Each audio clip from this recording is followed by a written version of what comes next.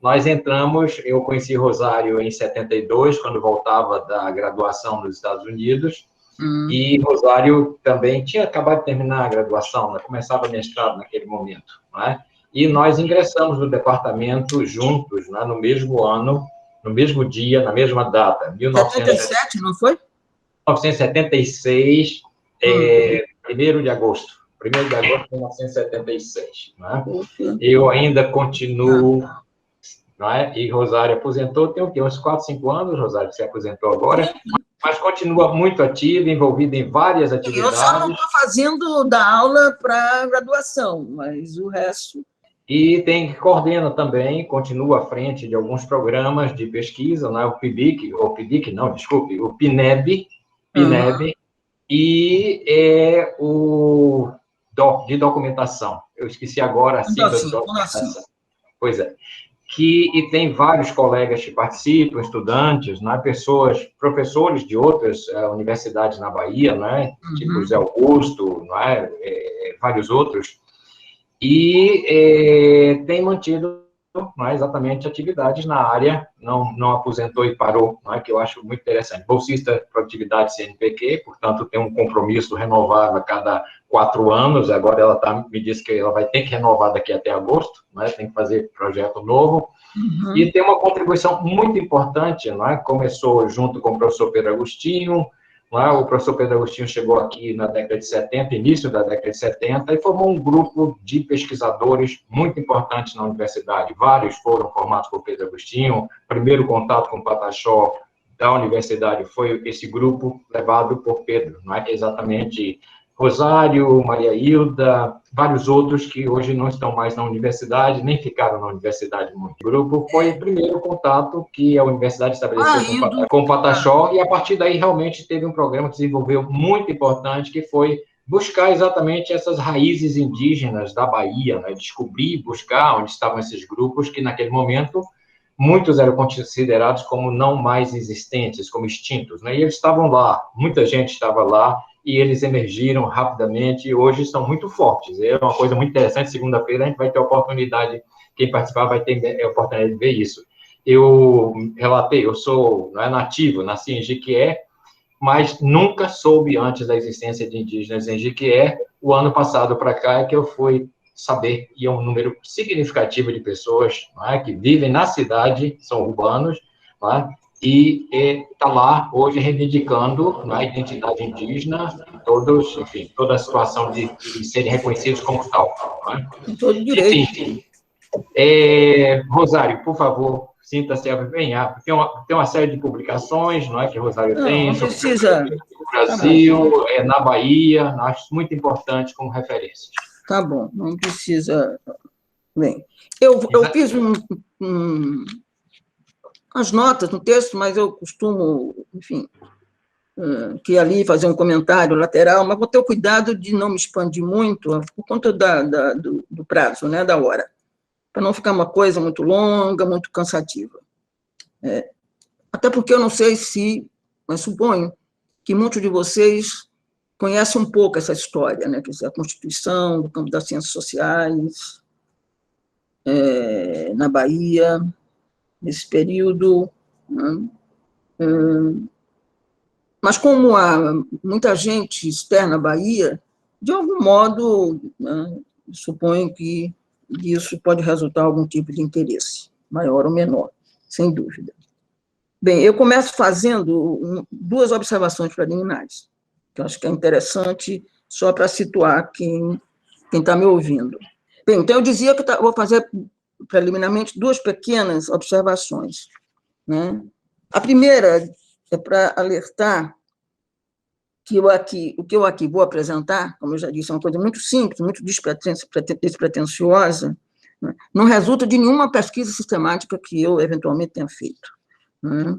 Tampouco de um exercício de memória, né? Que eu até acho que seria muito interessante fazer, mas que eu não tenho condições para isso, né? De fato, se apoia em um conjunto de fontes bibliográficas e, muito eventualmente, em registros do que eu vi e ouvi nos meus tempos de estudante e, na sequência, nos meus tempos de docente na FFCH. Ao mesmo tempo, também é importante lembrar que alguns dos professores que serão referidos, né, como Tales e Adelvaz, por exemplo, entre outros, né, eu nunca estabeleci com eles uma relação professor-aluno, né, mas conheci, eu vou dizer um pouco isso, conheci em circunstâncias muito definidas, né, um e outro. Com Tales eu tive bem mais interação. Tales era uma pessoa muito delicada, muito aberta, né, e ele participava de um seminário que Pedro Agostinho conduzia às sextas-feiras na faculdade, né, porque Tales era muito afeito a esses seminários. Ele próprio criou, né, um seminário de antropologia desde o início da criação da faculdade, desde o início do estabelecimento da faculdade. Né? Seminários esses que frequentavam pessoas importantíssimas de vários contextos brasileiros e internacionais. Herskovits, por exemplo, que tem uma ligação extremamente forte com a faculdade, e outros tantos. É muito interessante isso, recuperar essas coisas, ao meu ver, é particularmente interessante. Mas com grande parte deles eu convivi, como Vivaldo, Claes um pouco, mas depois eu encontro Claes na Universidade de Brasília, ou seja, com todos, né, mesmo com aqueles com os quais eu não estabeleci relação professor-aluno, eu conheci e, em maior ou menor grau, interagi. Uma segunda observação, rapidamente, é que, quando o Caroso me pediu um título, e eu coloquei nos anos 70, muito porque eu achei que, enfim, por quê? Por uma questão de pertinência. Anos 70 é o ano que eu termino graduação, entro na pós-graduação, não é? No final de anos 70, na pós-graduação. Né? Mas depois eu me dei conta que isso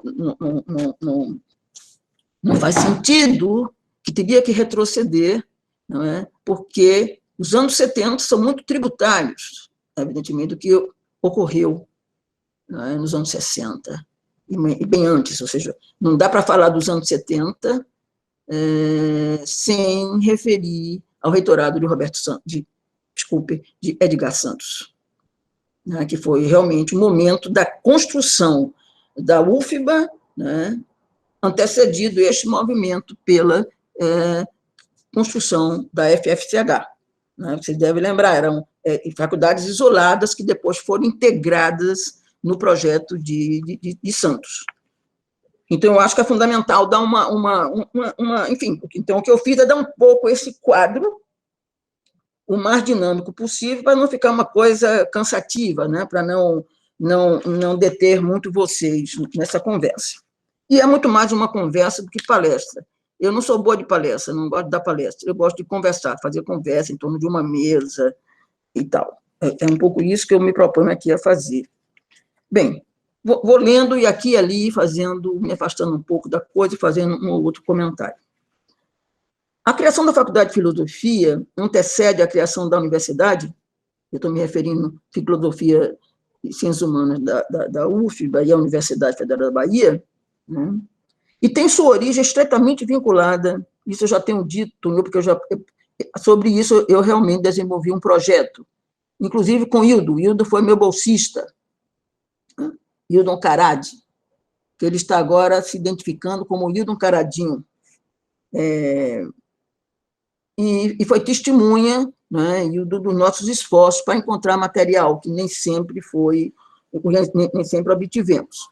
Mas, enfim, a criação da Faculdade de Filosofia antecede a criação da Universidade, da UFBA, e tem sua origem estreitamente vinculada à burguesia mercantil e financeira, uma coisa muito similar ao que aconteceu na USP, que vivenciava a crise econômica decorrente da Segunda Guerra Mundial, que transcorria ainda, e que, para se inserir no processo de desenvolvimento nacional, resguardando ao mesmo tempo seus interesses específicos, precisava forjar um sistema de ideias que lhe permitisse compor o Bloco de Poder Nacional.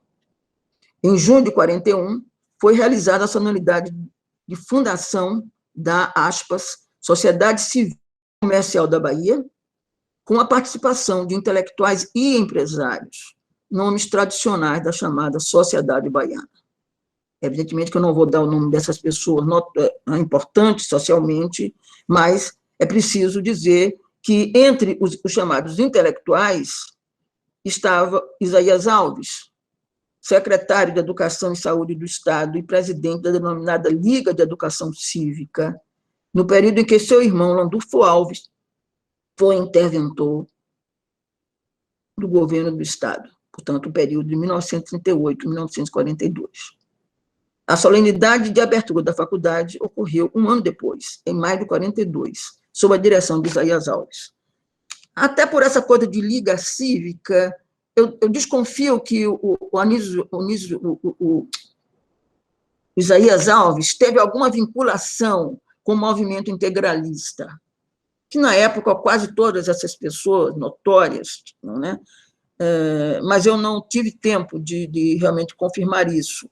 Mas, né, essa coisa de liga cívica e tal, não é, de certo modo, sugere esses vínculos integralistas. Nesse período fundacional, que é bem o momento da fundação, né, da faculdade, destacam-se Frederico Edelweiss. Frederico Edelweiss, né, era mais velho, por exemplo, do que Tales. Teve sobre Tales uma ascendência bastante interessante. Então, destaca-se Frederico Edelweiss, Tales de Azevedo e, poucos anos depois, José Calazans Brandão da Silva.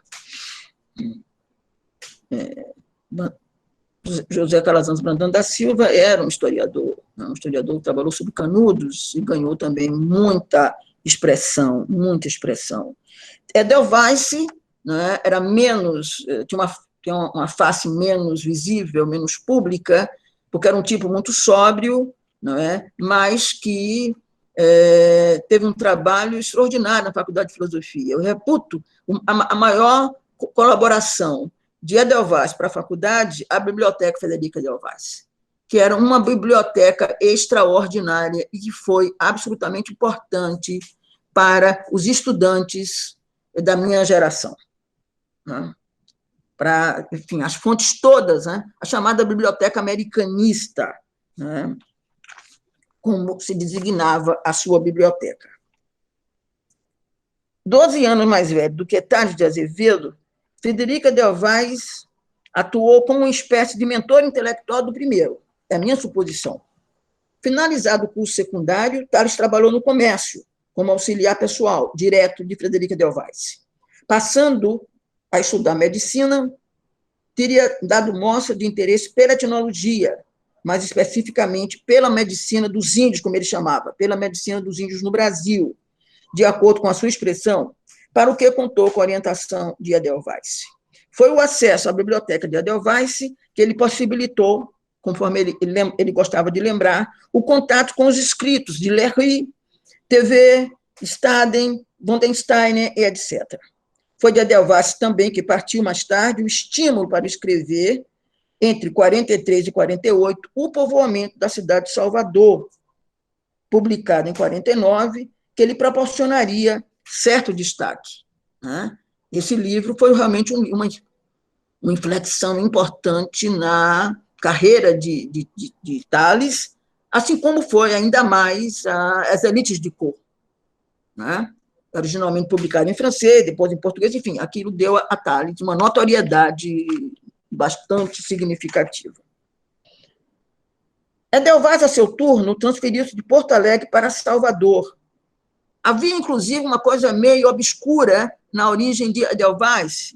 Algumas pessoas diziam até que Edelweiss era alemão e não rio-grandense. Né? Mas isso nunca, que eu saiba, foi corroborado, e eu sempre considerei Edelweiss um gaúcho, uma pessoa do Rio Grande. Então, ele transferiu-se de Porto Alegre para Salvador para trabalhar em uma firma exportadora de cacau. A biblioteca, né, resulta desta firma, ele ganhava muito bem, podia comprar livros importados, né, para a nossa alegria.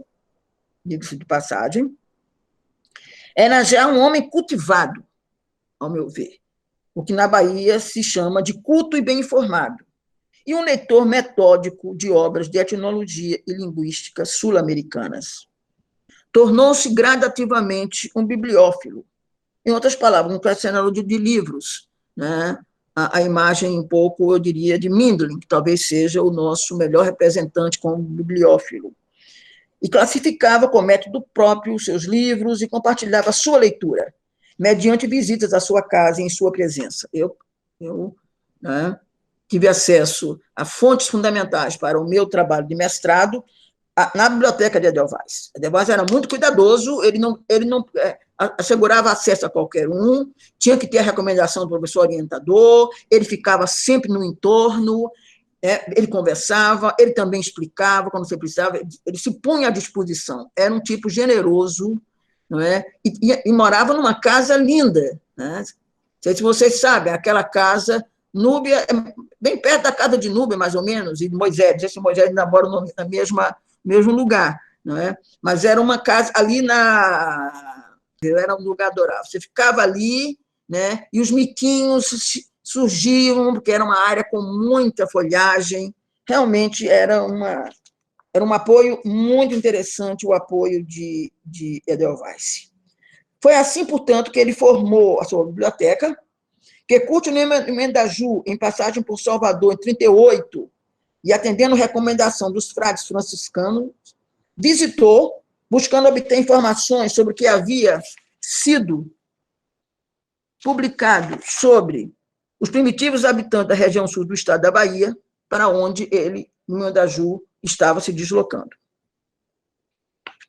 E, portanto, ele estava em preparação do trabalho de campo, que queria desenvolver no sul da Bahia, no Rio Doce, e ficou durante 2 semanas frequentando a biblioteca do já então diretor do Instituto de Cacau, o mesmo Edelweiss, só interrompendo as horas de estudo para o almoço. Então, eu reputo que o maior legado de Edelweiss, tirante os seus livros, a sua contribuição bibliográfica, é a sua biblioteca, que eu tenho muita curiosidade de saber como é que ela está. Ela foi incorporada, quer dizer, eu espero que ela esteja estabelecida nos centros dos baianos, mas não incorporada, porque era uma biblioteca com especificidade que deveria ter se mantido íntegra. É uma coisa que me atiça muita curiosidade procurar saber como é que está a biblioteca. José Calazans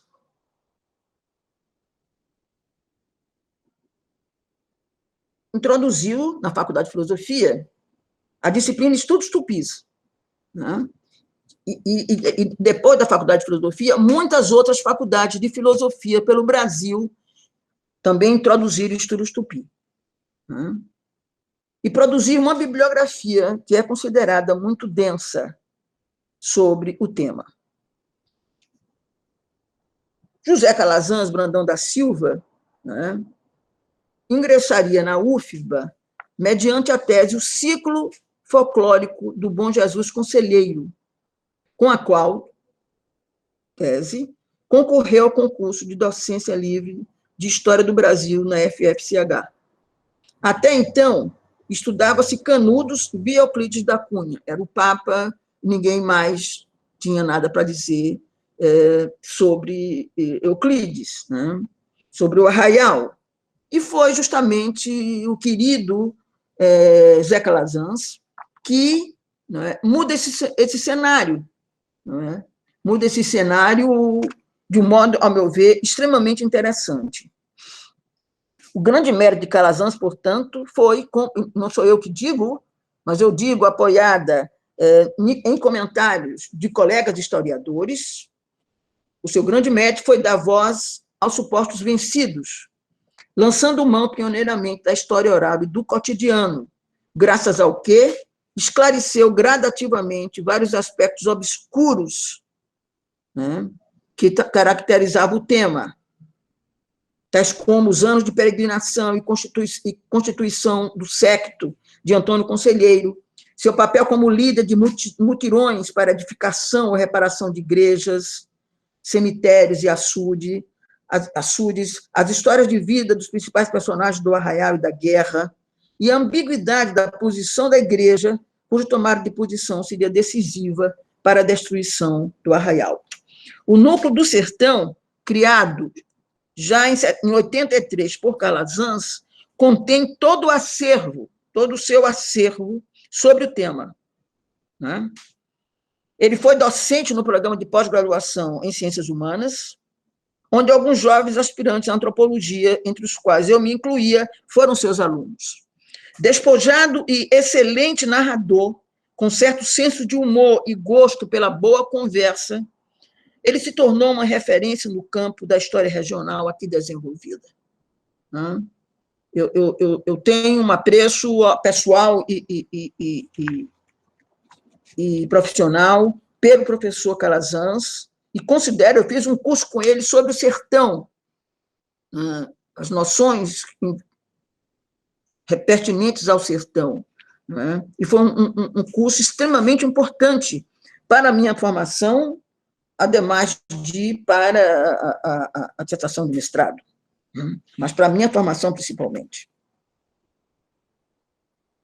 Tales de Azevedo, né, já a essa altura, já ganhara certa notoriedade, isso eu vou falar muito rapidamente, graças à sua participação no programa de pesquisa desenvolvido em conjunto com a Universidade de Colômbia, né, essa abertura da Bahia através da universidade para o mundo, né, uma abertura para fora, de caráter internacional, né, é um aspecto que eu considero muito interessante, não em termos de apenas de professor, mas em termos da abertura mesmo, propriamente dita.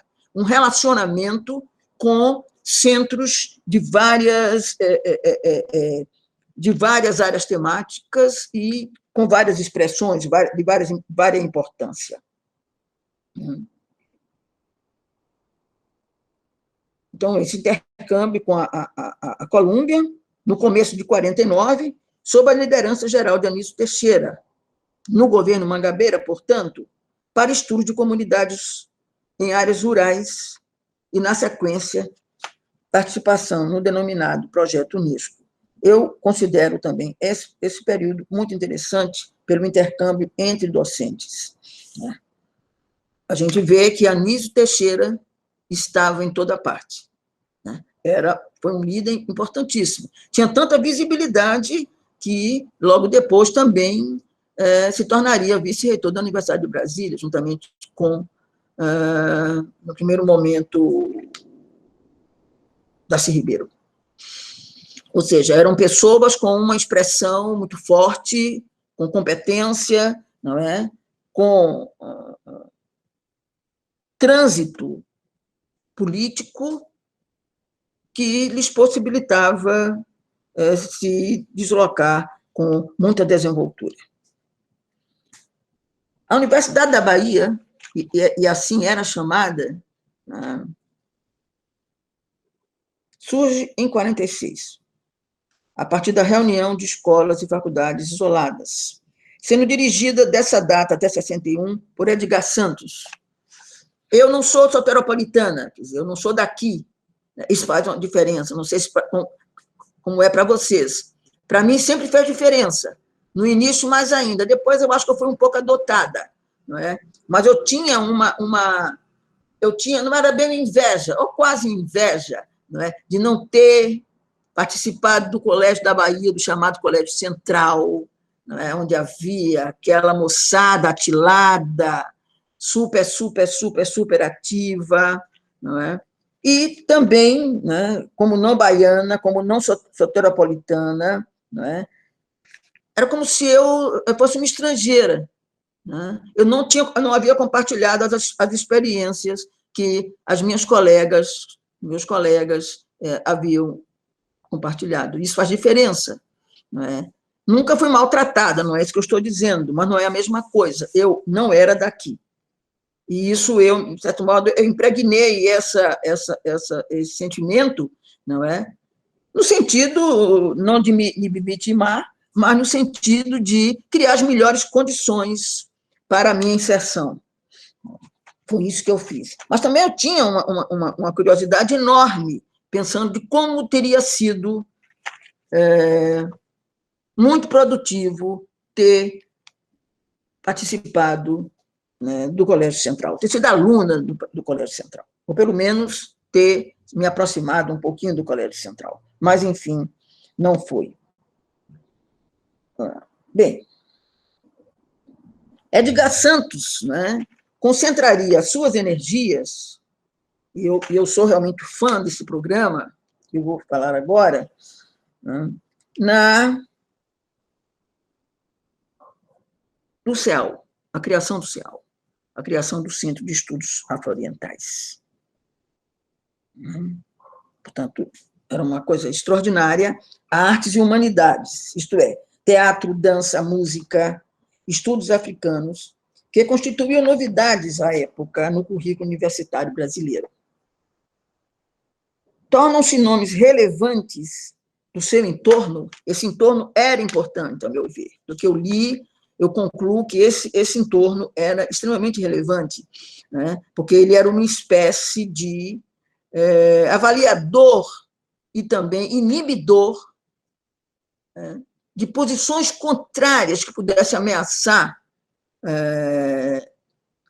o programa. Né? Deles participavam várias pessoas situadas em posições as mais diversas, desde jornalistas, passando por grandes escritores, como Jorge Amado, etc. Então, tornaram-se nomes relevantes do seu entorno imediato do reitor, Edgar, Agostinho da Silva, o alemão Kohlrotter, cantado em prosa e em verso, que ficou à frente da Escola de Música, Eros Martins Gonçalves, da Escola de Teatro, onde surgiria uma escola de interpretação que contribuiria para o surgimento do cinema novo, a ítalo-brasileiro, ou seja, muitos deles, né, se naturalizaram brasileiros. Por isso, a efenização, brasileiro, etc. A ítalo-brasileira Lina Bobardi, os museus de arte moderna e artes populares, a polonesa Janka Rudiska, não é, na dança, e outros nomes também, como o suíço brasileiro Ernest Wiedemann, que era um extraordinário compositor, regente, pedagogo musical, Caribé, o argentino Caribé, o antropólogo Pierre Verger, Mário Cravo Júnior, escritor e professor da Escola de Belas Artes, Walter da Silveira, etc., etc., etc., para não perdermos tempos. Pessoas de várias áreas, era muito comum na época, não era apenas o caso de Tales, de pessoas de medicina que transitavam em outras áreas, né? Como, por exemplo, Clarivaldo Prado Valadares. Ele era médico, mas ao mesmo tempo patologista, mas ao mesmo tempo transitava nas áreas de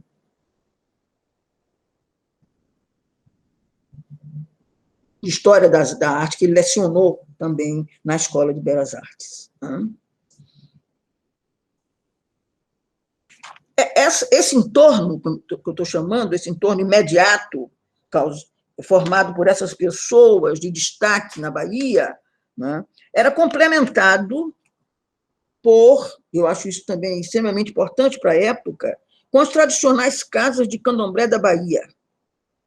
Elas tiveram um papel extremamente relevante também na constituição do CEAL. Elas davam pitaco, elas sugeriam, elas recomendavam, elas eram ouvidas. Pelo menos esse é o meu ponto de vista. Bem, eu me apoio muito na criação do CEAL, não é? Mas principalmente na figura do Edgar Santos, em Antônio Risério, não é? Embora mais atenta apenas, enfim, fazendo uma espécie de reinterpretação, mas a minha maneira. Mas eu acho que a contribuição de Risério, não é, no livro Edgar Santos e a Reinvenção da Bahia, é muito interessante para quem não conhece muito a Bahia a UFBA e tenha curiosidade pelas suas histórias. Eu recomendo, é bem interessante.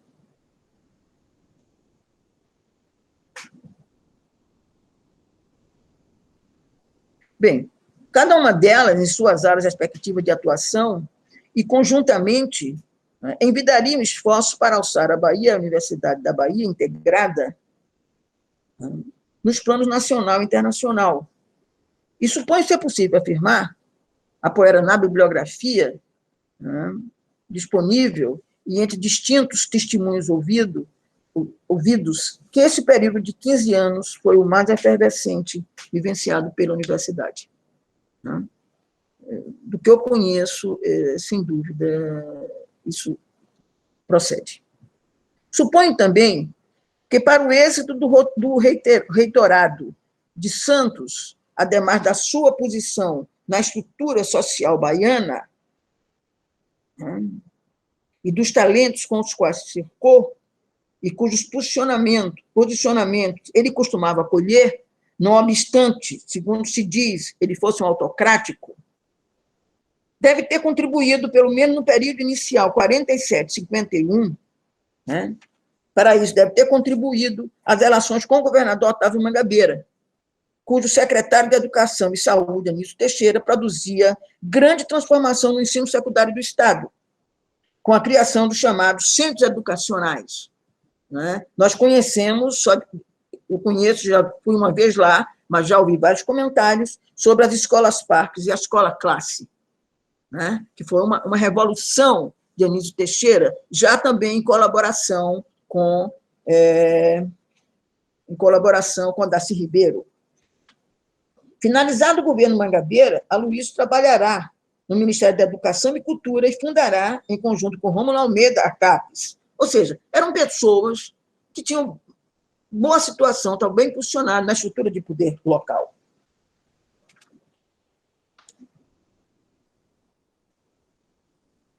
Bem, essas relações se mantêm assim até o final do reitorado, quando Jânio Quadro não renova o mandato do reitor baiano, o que teria causado grande decepção em Edgar Santos, porque ele estava absolutamente convencido de que seria, mais uma vez, reconduzido. Bem, eu suponho que não fora Jânio, claro, seria a ditadura que golpearia o reitorado de Santos. Como surgiu a criação do CEAL? Quer dizer, a criação do CEAL, do meu ponto de vista, é uma conjugação de fatos, uma convergência de fatos que colaboraram para isso. Né? Ele surgiu através do português Agostinho da Silva, Jorge Agostinho da Silva, radicado no Brasil por força da ditadura de Salazar, mas sua organização e seu funcionamento estiveram em diálogo, isso é importante enfatizar, com demandas de terreiros de candomblé, notadamente os mais tradicionais, e aos quais vários pesquisadores estavam vinculados. Havia já ali uma forte vinculação. Vivaldo, todos eles, não é, tinham vínculo institucional com esses terreiros. De acordo com Pedro Agostinho, num artigo denominado Pressupostos, Concepção e Ação de uma Política Externa no Brasil, com relação à África, que está num livro organizado e prefaciado pelo polonês Henryk Siwiecki,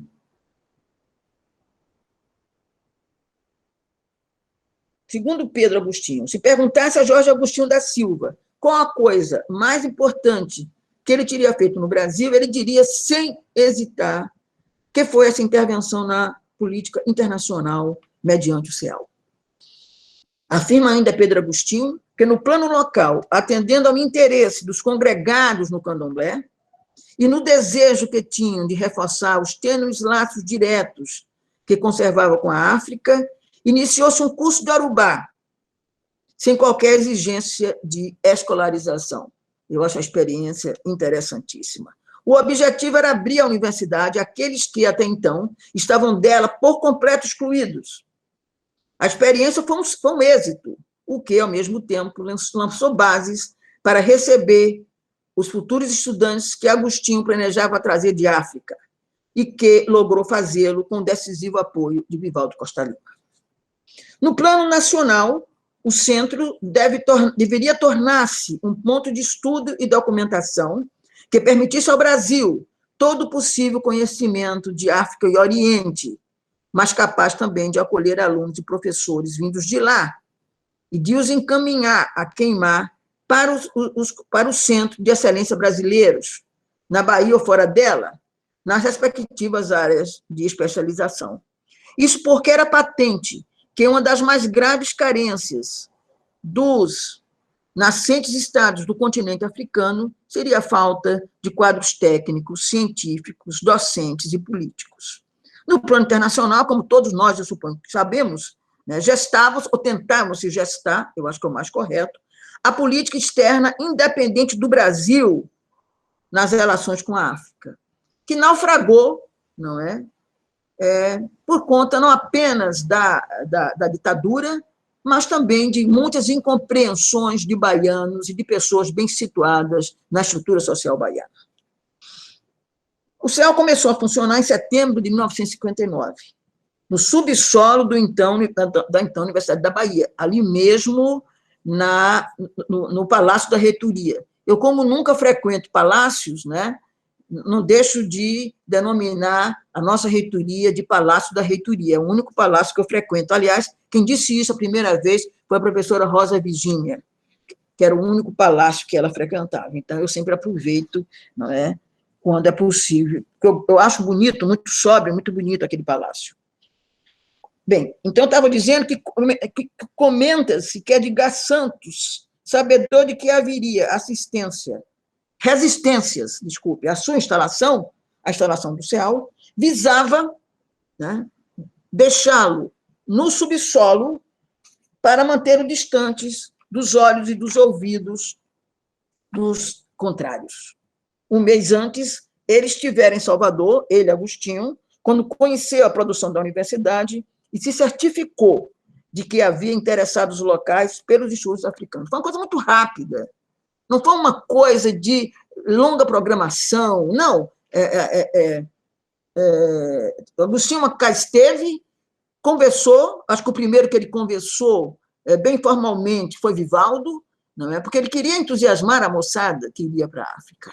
Né? E para Vivaldo, eu acho que foi algo absolutamente surpreendente, não é? Que ele fez muito feliz, porque ele devia estar extremamente descontente com a sua formação em odontologia. Imagina, quem conheceu Vivaldo odontólogo, jamais, não é? O grupo reunido para o intercâmbio com a África Ocidental abrangeu, rapidamente, 50. O grupo reunido para o intercâmbio com a África Ocidental abrangeu Vivaldo da Costa Lima, que se graduara em odontologia, Valdir Freitas Oliveira, em Geografia e Educação. Ele também possuía uma formação em Estrasburgo, em Geografia e História. Não, desculpe, essa não era de Estrasburgo. Uma formação em Geografia e História pela UFBA e uma licença em Geografia Humana e Econômica pela Faculdade de Letras da Universidade de Estrasburgo, na França. E era Pessoa de Castro, professora de Letras da Educação Básica, ou seja, eram pessoas, né, a maioria delas, com apenas com uma graduação, não é? Mas, porque a ideia era essa mesma, não é? Era orientar, né, espalhar pela África pessoas que ainda não tinham pós-graduação, pessoas que, efetivamente, aprenderiam a fazer pesquisa em contato direto com africanos, utilizando o bom senso e os seus talentos.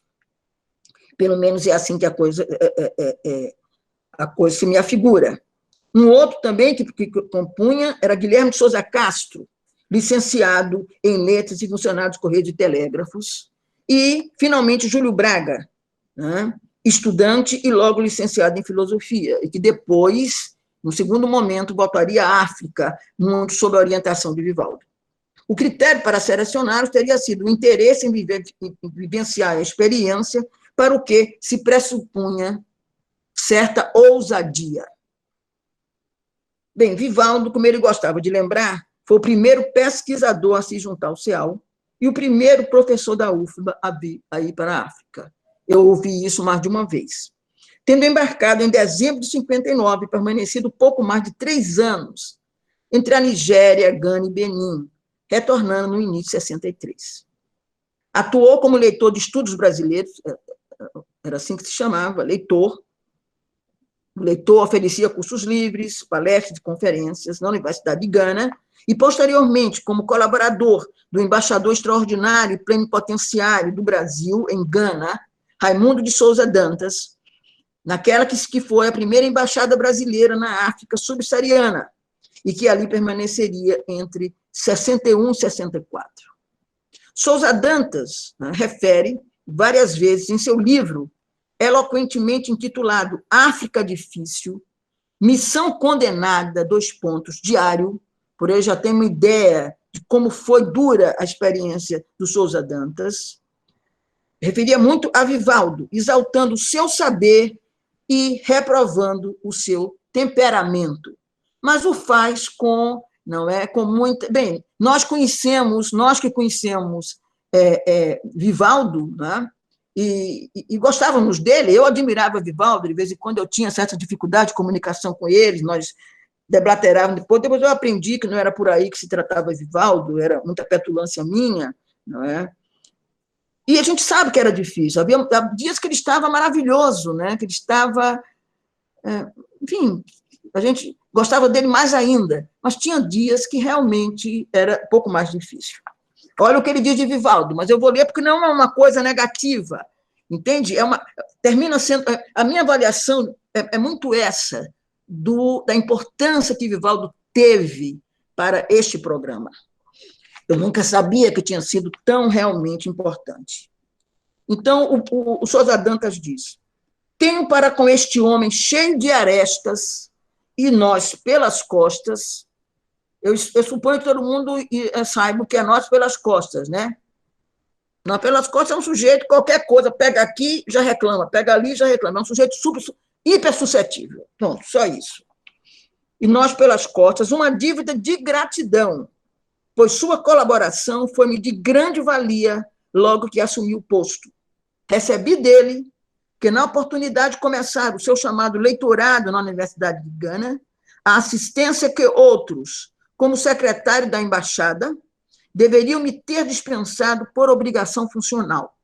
Lamento, porém, que Costa Lima não seja homem afeito ao diálogo.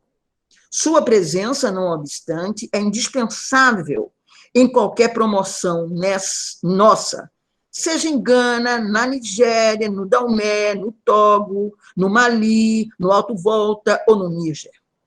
Eu quisera diferente no que se refere ao gênio, pois realiza um trabalho de pesquisa sem igual, não havendo nele apenas a paixão de saber, mas também um interesse humano sem medida. Eu acho esse testemunho de Raimundo Souza Dantas extremamente justo. Não sei se o Vivaldo, que deve ter lido o diário de Souza Dantas, gostou, né? Mas eu reconheço aqui muitas coisas de Vivaldo, mas principalmente me agrada, me entusiasmou, não é? Esse interesse humano sem medida, porque ele realmente fez... Ele foi realmente a figura que cuidava de tudo, da burocracia, passando pelos intercâmbios, as aulas, as palestras, realmente uma posição e uma atitude extremamente importantes. O título, eu vou contextualizar muito rapidamente o livro do Souza Dantas. A África Difícil, Missão Condenada, diário. É o resultado das decepções por parte daqueles, de certo modo, ele exprime essas decepções, por parte daqueles que buscavam lhe interpor toda espécie de obstáculos, o que ele acreditava ao fato de ser um homem negro, de ser o embaixador, um homem negro. Ele admitia saber e não poder contar com quem quer que fosse no Brasil ele não tinha cobertura no Itamaraty. E, na sua avaliação, o presidente da República, Jânio Quadros, nem se lembrava de suas missões em África. Ele se sentia absolutamente abandonado, né? E o apoio que ele recebia era dos outros, em geral, era dos outros embaixadores estrangeiros, adidos e coisas do tipo. O livro que eu li todo é muito interessante, né? Deixa entrever para qualquer pesquisador, né, a mágoa que ele sente por todas essas questões, né, e mágoas não apenas por uma questão de veleidade, mas porque ele sabia, né, que aquelas condições de trabalho que ele vivenciava em Gana, em outros postos, né, era extremamente negativa para a boa consecução do programa. A reação no Brasil, uma rápida referência também a isso. A indicação do primeiro negro a representá-lo no exterior foi constrangedora, é preciso que se diga. O historiador José Honório Rodrigues, é curioso, porque eu sempre me lembro que volta e meia tem alguma coisa referente a José Honório Rodrigues, que parece também, não obstante, né, o seu valor como historiador, era também uma pessoa difícil, né, que nem sempre fazia o bom combate.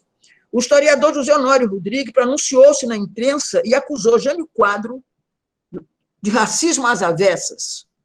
Segundo ele, ninguém deve ser, nesta república, escolhido por sua cor, mas por suas qualidades morais e intelectuais. E muito menos sentido teria determinar que caberia a um homem de cor tratar de assuntos africanos.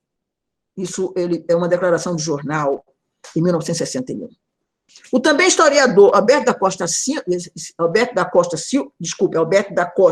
e Silva tem uma outra posição diametralmente oposta, né? Ele rebateria com firmeza a declaração de José Honório, observando que a rejeição ao nome de Souza Dantas deveria ter sido motivada pelo fato dele não pertencer à esfera social de onde geralmente vinham as figuras diplomáticas representantes do país, que, além de brancos, pertenciam a uma classe privilegiada, com poderes econômicos e políticos distintos da vida no Brasil.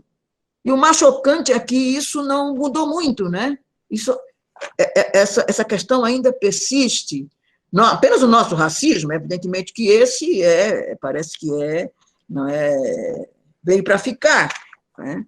Mas esse racismo que está muito institucionalizado. O Itamaraty é um exemplo bem acabado. Acho que houve alterações ali, mas não suficientes para fazer com que, né, o racismo fosse desalojado. Dos registros do intercâmbio do CEAL, que eu consultei, resulta claro que o seu êxito deveu-se, em larga medida, às atividades e aos esforços desenvolvidos por Vivaldo da Costa Lima, e a interlocução por ele estabelecida ao longo, particularmente de 61 a 83, com Pierre Verger, e secundada pelo apoio de Nelson Rossi. Não sei se alguém aqui chegou a conhecer o Nelson Rossi. Nelson Rossi foi um grande professor de língua portuguesa, um sujeito notável, extremamente cultivado, que saiu também da universidade, eu acho que muito devido à ditadura, aos constrangimentos da ditadura, né, saiu muito magoado também. Era uma pessoa por quem eu tive um apreço muito grande, o Nelson Rossi. Ele aceitou administrar aulas para estudantes africanos, ele apoiava em tudo, é isso que eu quero que vocês entendam, né, que esse programa não foi um programa de poucos, foi um programa abraçado, não é? Acolhido sistematicamente por todos, tanto pelos recrutados por Edgar Santos, tanto pelo pessoal do Candomblé, naturalmente, quanto por pessoas influentes na sociedade, que não eram nem da UFBA, como o jornalista Dorico Tavares. Era uma rede, né? Era uma rede protetiva em torno do CEAL, né? Sabedor de qualquer coisa, né? Uma pessoa era digamos, destinada a cobrar, a dar, ou, como a gente diz na Bahia, a dar o troco, como foi o caso de Albérico Fraga, né, que teria feito um comentário extremamente desagradável sobre os estudantes africanos, dizendo algo do tipo: já temos muito negro, não precisamos importar negros, e que imediatamente, ou quase imediatamente, teria sofrido um grande constrangimento que ele foi causado por ninguém menos do que Odorico Tavares, no Jornal dos Diários Associados. Ficou constrangidíssimo, procurou saber quem tinha vazado aquela informação, não é? E depois, segundo o que se dizia nos bastidores, ele se transformou numa seda. Né? Se transformar uma seda na Bahia é tentar jogar para o outro lado, né? Tentar superar o problema e agora tentar equacionar os problemas que adivinham. Bem, eu suponho que isso seja fato, porque isso está registrado em livros, etc. E tal, né? Enquanto Verger recomendava que os Yorubá... havia uma diferença de idade de 12 anos, mais ou menos, eu suponho, entre Verger e Vivaldo.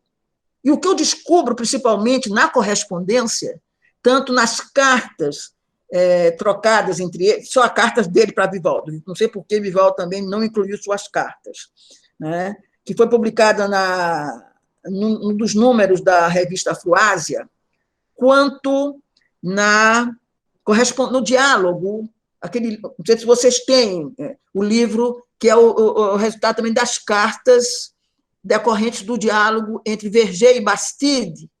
É um livro muito interessante. Eu talvez seja suspeita, porque eu gosto muito desse gênero, né? E leio com muito prazer, principalmente aquelas notas. As notas são, em geral, não é, muito informativas. Então, no caso de Verger e Vivaldo, estava dizendo, enfim, desculpe, Verger recomendava que os Yorubá deveriam permanecer em Salvador, né, porque era o melhor para eles, porque havia, né, iorubanos aqui. Vivaldo fazia recomendações detalhadas ao então diretor do CEAL. Aspas.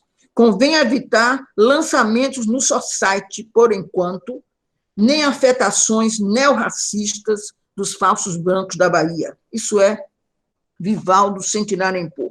Nada de levar os rapazes aonde eles não iriam se não fossem, aspas, estudantes africanos. Nada, sobretudo, de associação atlética. Associação atlética, nós sabemos, era o clube, um dos clubes da, aspas, elite baiana. Ele e o outro, que eu não me lembro agora. Nada, sobretudo, de associação atlética, onde há segura discriminação contra pretos. É uma carta enviada por Costa Lima ao então diretor Valdir Oliveira. Quem tiver interesse em obter mais informações sobre essa experiência, poderá consultar a dissertação de mestrado e a tese de doutorado de Ana Luísa Nascimento Reis. A primeira dissertação foi orientada por Jocélio Teles dos Santos e a segunda por Ângela Lund, né? Ela tem também uma série de outros artigos decorrentes dessas suas teses né? É um relato muito interessante, não é? Delicado, não utiliza situações que possam causar qualquer fricção, mas faz um relato muito interessante. Eu acho que essas experiências devem ser relatadas, né? Faz um relato muito interessante da experiência do CEAL.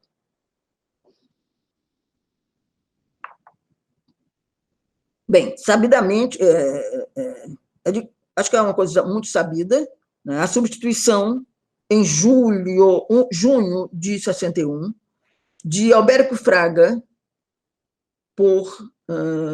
de Santos, Edgar Santos, por Albérico Fraga. Né? Esse demonstrou logo de início estar pouco interessado né, em relação às atividades envolvidas no CEAL, e a quem se atribuiria, como eu já disse, a ele também se atribuiria uma postura racista, né? A renúncia de Jânio Quadros em agosto de 61 e a crise política que se seguiu dificultariam enormemente a continuidade das ações programadas no reitorado. A atroz ditadura implantada em março de 64, eu vivi a ditadura, não é? E ela foi atroz, ela destruiu pessoas, certo? Ela destruiu expectativas de pessoas, ela destruiu, certo? Centros, institutos fundamentais na universidade, destruíram pura e simplesmente. Eu daqui a pouco vou relatar brevemente o caso do Instituto de Ciências Sociais, criado por Tales. Ameaçaria tudo que até então, e com grande desgaste, havia sido construído. Para completar o quadro de horrores, em 12 de dezembro de 1968, foi promulgado o Ato Institucional número 5, que autorizava, eu acho que tem muita gente jovem aqui, e eu estou querendo, não é, lembrar-os que a ditadura existiu e que ela foi letal para muita gente, que autorizava o presidente da República, em caráter excepcional e, portanto, sem apreciação judicial, a decretar o recesso do Congresso Nacional, intervir nos estados e municípios, cassar mandatos parlamentares, suspender por 10 anos os direitos políticos de qualquer cidadão, decretar o confisco de bens considerados ilícitos e suspender a garantia do habeas corpus. No preâmbulo do ato dizia-se ser essa uma necessidade para atingir os objetivos da revolução com todas as aspas imagináveis, com vistas a encontrar os meios indispensáveis para a obra de reconstrução econômica, financeira e moral do país. Nós sabemos, pelo menos os mais velhos sabem, qual foi essa reconstrução. Em 69, uma ampla reforma universitária estabeleceu a departamentalização e trouxe novos enquadramentos funcionais. O objetivo final era modernizar, aspas, e despolitizar a universidade brasileira, com, entre outras medidas, a separação entre conhecimento técnico e conhecimento humano, entre ciências exatas e humanidades. De acordo com o testemunho insuspeito do professor Jorge Calmon, por que insuspeito? Porque Jorge Calmon era um homem, né, claramente conservador, né, posicionado na alta extração social, né, mas ele teve participação na vida intelectual baiana, foi diretor de redação do Jornal à Tarde por muitos e muitos anos, e, portanto, era professor também do Departamento de História da faculdade, né, que se tornou o Departamento de História, e, por isso, eu acho que a sua declaração forte é extremamente correta.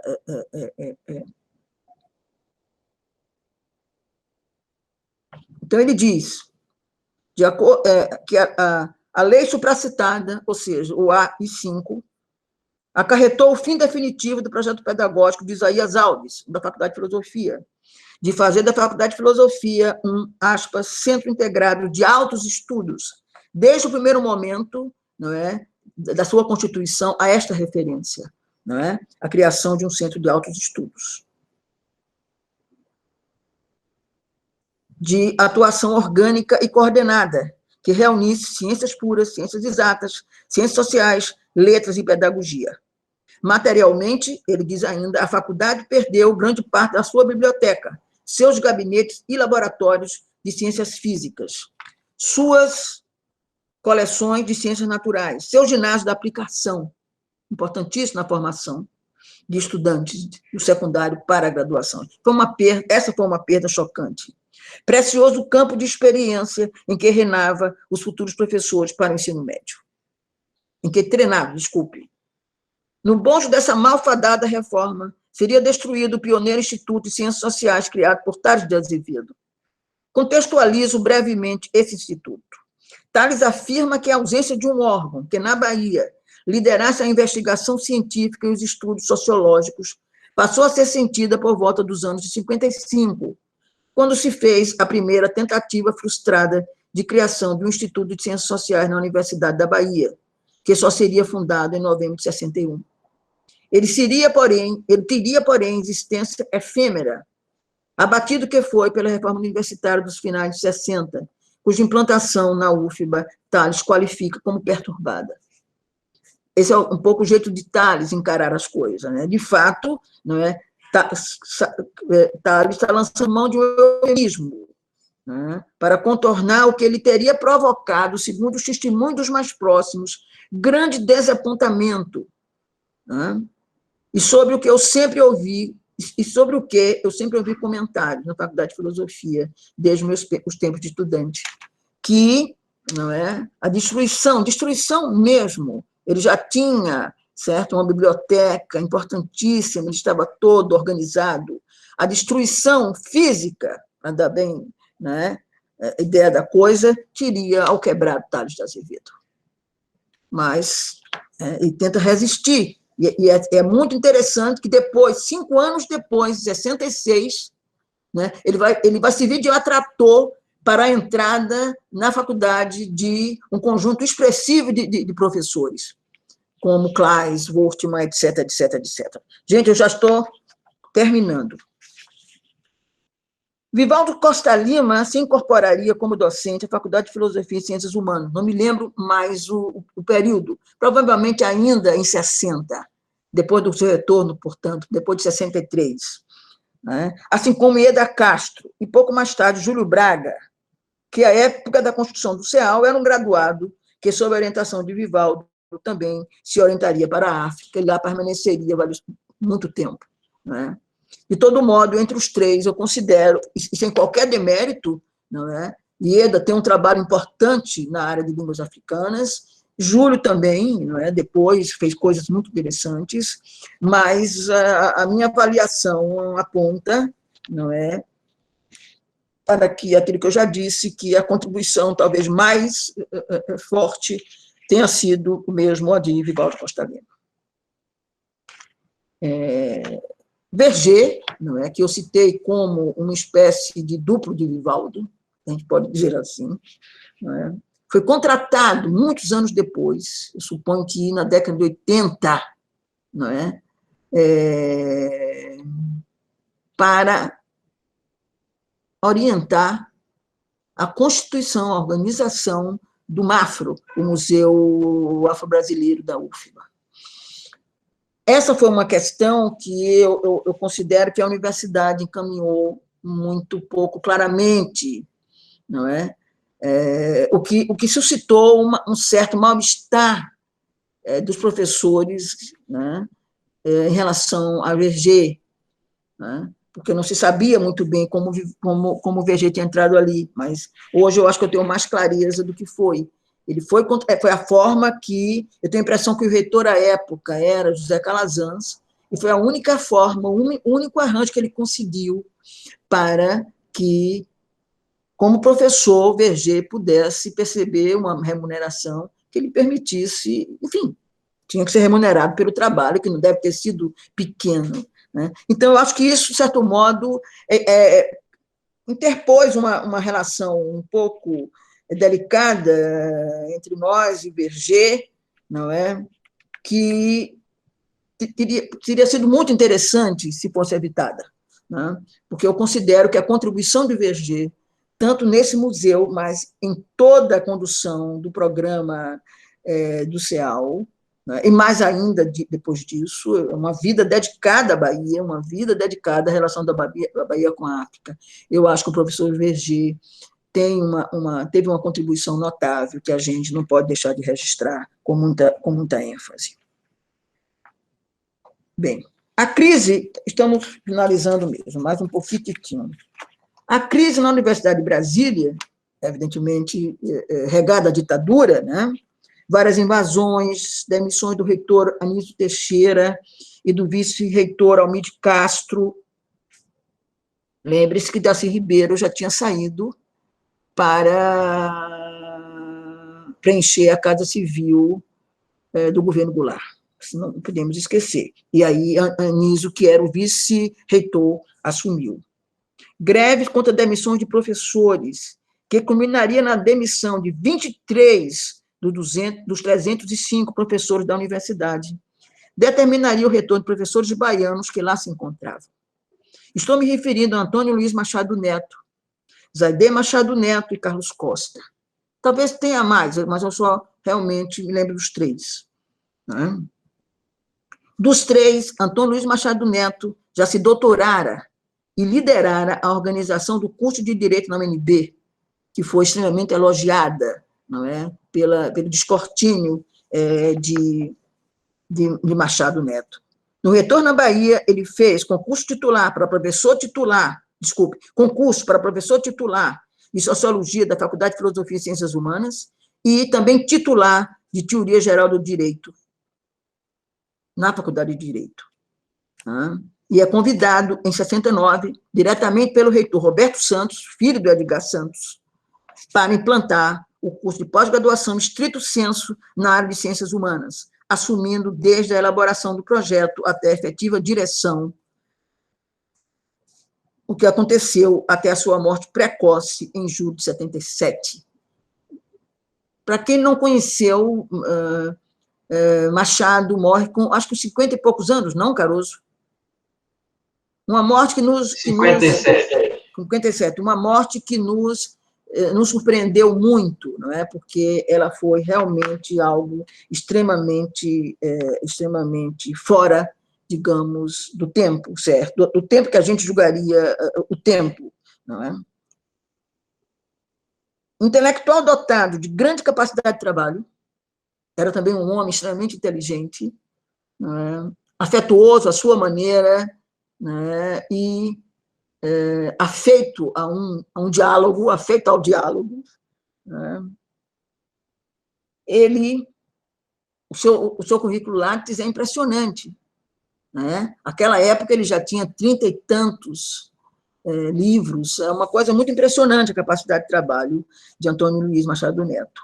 E ele faria da graduação em Ciências Humanas aquilo que eu considero um relevante centro formador que acolherá tanto docentes, a exemplo de, em sua primeira turma, em 72, Vivaldo da Costa Lima, Ieda Castro, Zaidê, Perseu Abramo e Klaas Wortmann, respectivamente com as dissertações A Família de Santos nos Candomblés Jejinagô da Bahia, que teve uma grande repercussão, a estrutura social dos dois Nordestes, na obra literária de José Lins do Rego, da autoria de Zaidê, Terminologia religiosa e o falar cotidiano é uma casa de culto afro-brasileira, de Ieda Pessoa Castro, e de Perseu Abramo, aspectos estruturais do trabalho na Bahia. É considerado o primeiro trabalho, a primeira dissertação em mestrado na Bahia, nem no mestrado de Ciências Humanas.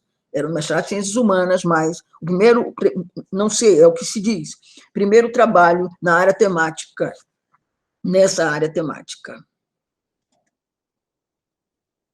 E era um ambiente muito tentativamente simétrico, e que eu acho que atingia os seus objetivos. Era um clima muito interessante. Eu me lembro particularmente das aulas de Calazans, mas me lembro também das aulas de Zaidê e das aulas de Antônio Luiz Machado Neto. Né? Antônio Luiz tinha um gosto pelo debate, tinha um gosto por conversar com os alunos. Né? Você percebia que ele fazia aquilo por puro deleite, né? E isso impressionava, na época, todos nós. Era muito... Aliás, uma característica, temos que... É importante esse testemunho. Uma característica desses velhos professores era a atenção que dedicava aos seus estudantes.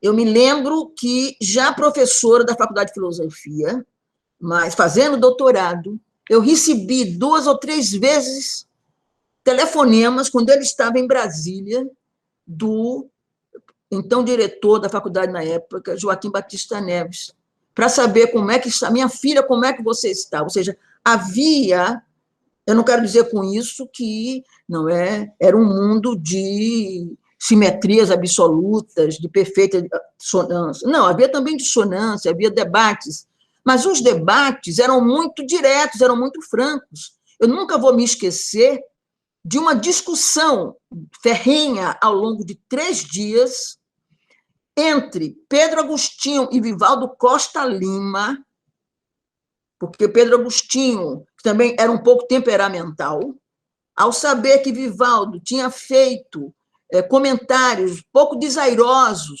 sobre ele, nada extraordinário, era mais uma coisa de, sei lá, que fazia trabalho de campo, cócegas na areia, porque Pedro também fez trabalho de campo em arqueologia, e esses comentários de Vivaldo, né, magoaram Pedro, né?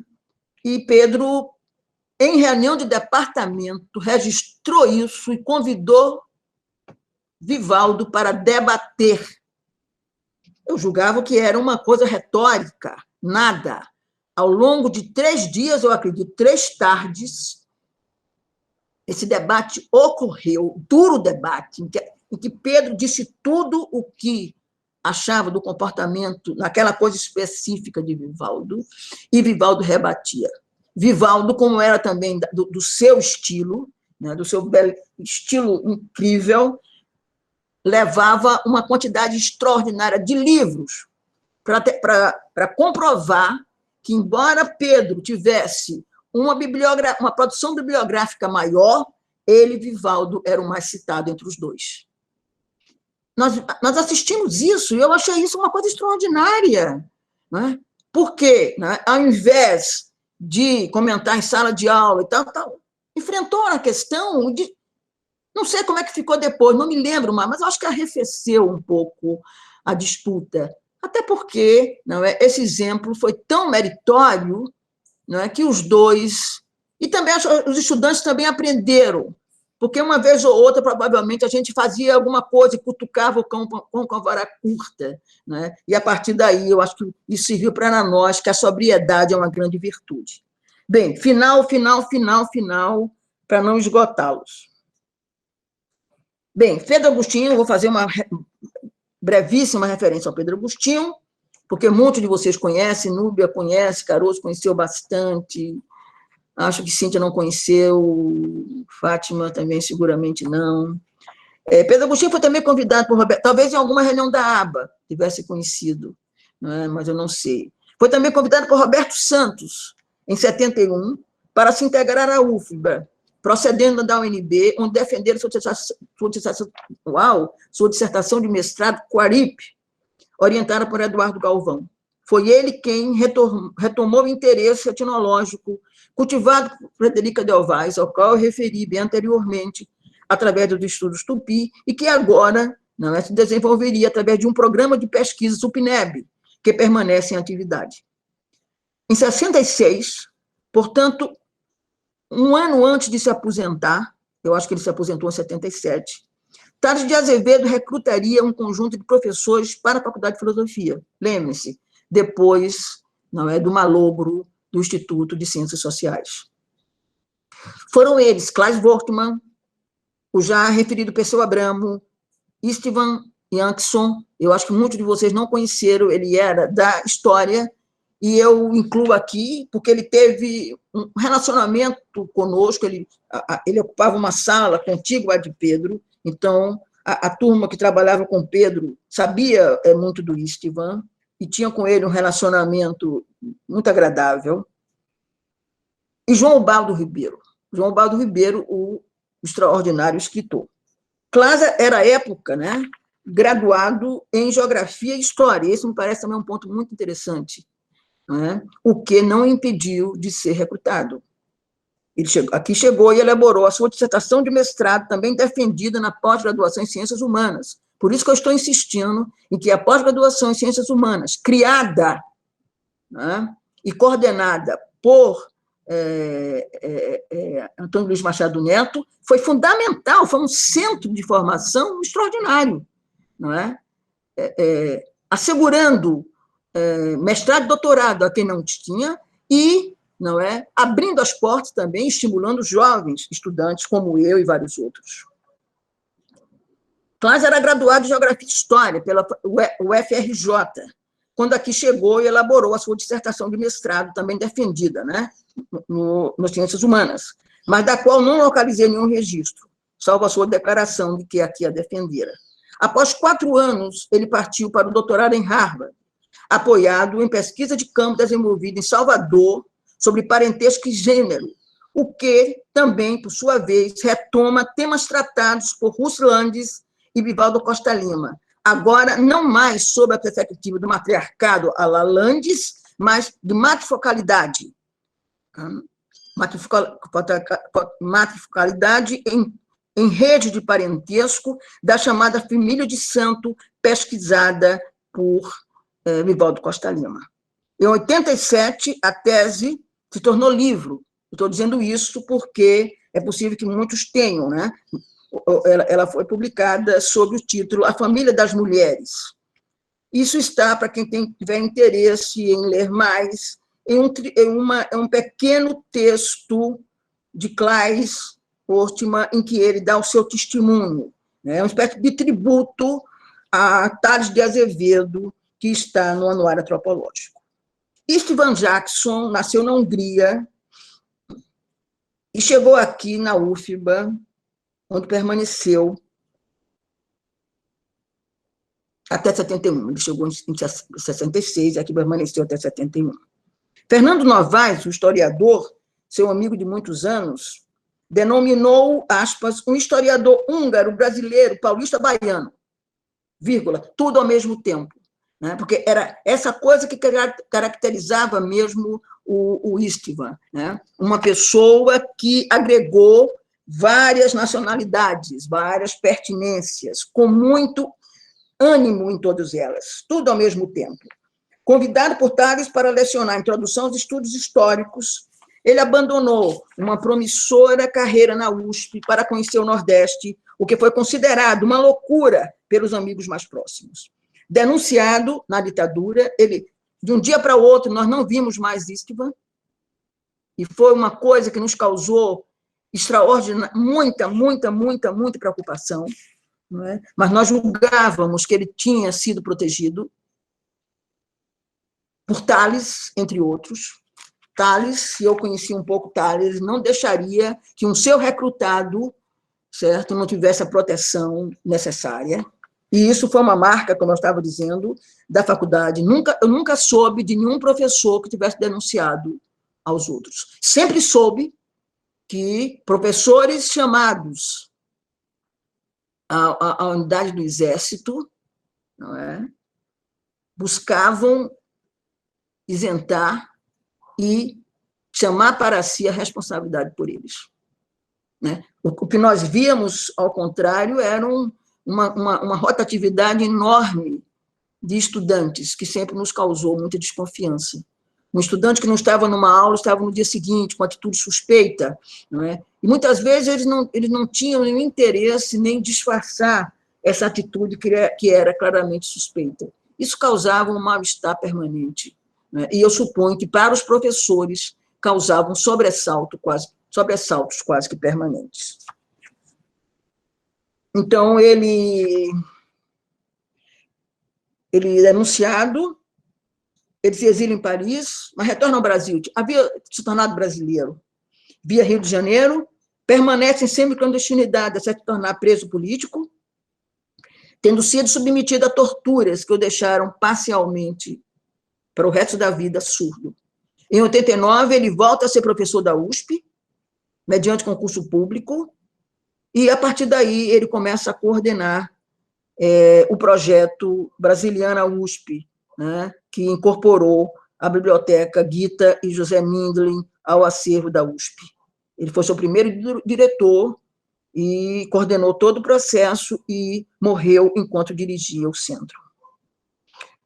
Sobre João Ubaldo Ribeiro, o que eu sei, enfim, foi meu professor, eu assisti aulas muito interessantes, era um sujeito extremamente irônico, com aquela, não é, aquela risada forte que ele tinha, às vezes que se transformava em gargalhada. Era um homem muito impressionante, muito inteligente, muito brilhante, pode-se dizer, né? E que, às vezes, eu desconfiava que ele nos fazia, às vezes, de cobaia, não é? Exercícios assim muito criativos, não é, para aferir nas capacidades de leitura, inclusive em inglês e coisas do tipo. Mas a minha experiência com João Ubaldo foi limitadíssima. Bem, chego ao final.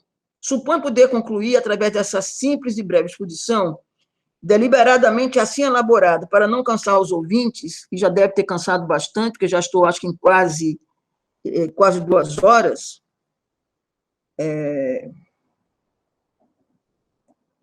suponho, ela constitui um testemunho de um período forte da UFBA, e notadamente da Faculdade de Filosofia, no decorrer do qual ocorre a constituição do campo da antropologia, que se vale da contribuição de agentes locais, nacionais e internacionais, tendo como requisito geral o interesse, talento, criatividade e ousadia. E quase nenhum, certo? Digamos, não se falava nem naquele momento em exigir uma pós-graduação. Suponho ser possível também afirmar que a internacionalização entre nós ocorreu precocemente, suscitada pelo interesse que a Bahia despertava como campo de pesquisa. A vinda de muitos deles, Donald Pearson, Hollandes e tal, como vocês conhecem bastante. Complementarmente, essa abertura, digamos, para o exterior, era contrabalançada pela sua abertura aos não diplomados, aos socialmente excluídos, pelo menos no que toca ao CEAL, nos cursos ali oferecidos. Esse modelo deveria servir-nos como respiração para todos nós, deveria servir-nos como respiração nessa quadra histórica em que a ameaça de autoritarismo corrói a nossa vacilante democracia e em que os mortos pela pandemia já são 350 mil, dados de 15 de abril. Agradeço pela atenção e, sobretudo, pela paciência. Eu sei que nessas coisas virtuais, quase 2 horas é muito cansativo, mas eu às vezes, sou um pouco... Às vezes não, acho que quase sempre estou me tornando prolixa.